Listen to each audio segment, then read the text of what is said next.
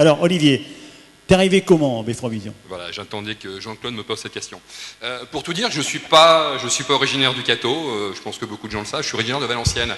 Et je suis arrivé sur le Cateau pour des raisons professionnelles. À l'époque, je travaillais, je vais citer le nom de la boîte, à EDF avec Claude Riboulet. Claude Riboulet, que de nombreuses personnes connaissent, puisque c'était également un des présidents de Befrovision.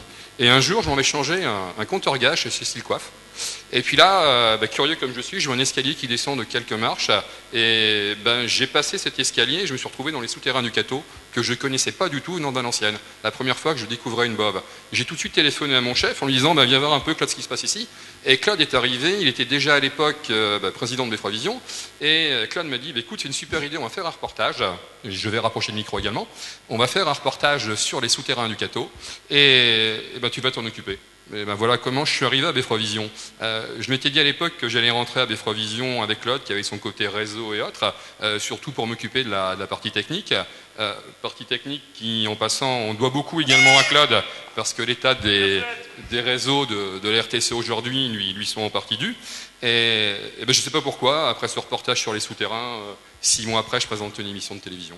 Alors, finalement, Olivier, c'est un peu comme André. Vous lui donnez le micro, il n'arrête plus, il faut retirer les piles pour que ça marche. Alors sinon, Olivier, que t'a apporté Befrovision? Le bonheur, paraît-il.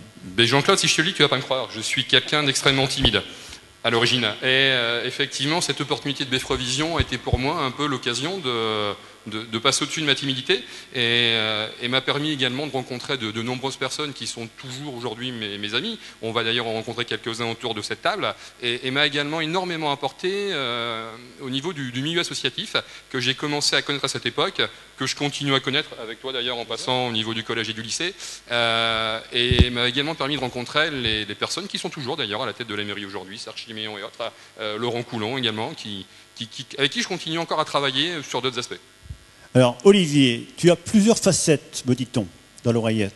Le sérieux, pour représenter le journal, et un côté, je cite, foufou, pour présenter la page ciné.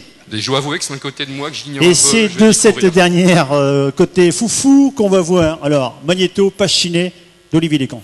Chers téléspectateurs, bonjour. Aujourd'hui, pour la page cinéma, nous allons donc vous présenter le film Dressé pour tuer.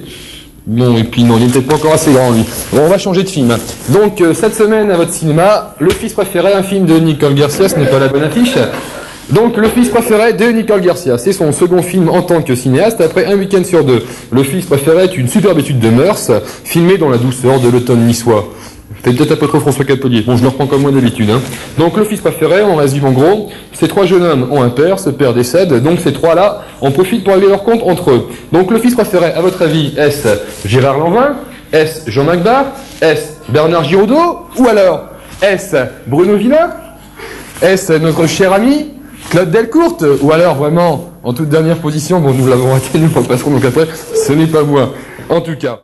C'était noté dans l'oreillette, il est un peu foufou, donc voilà. Mais donc, à part ce côté un peu foufou, Olivier, c'est aussi un grand présentateur.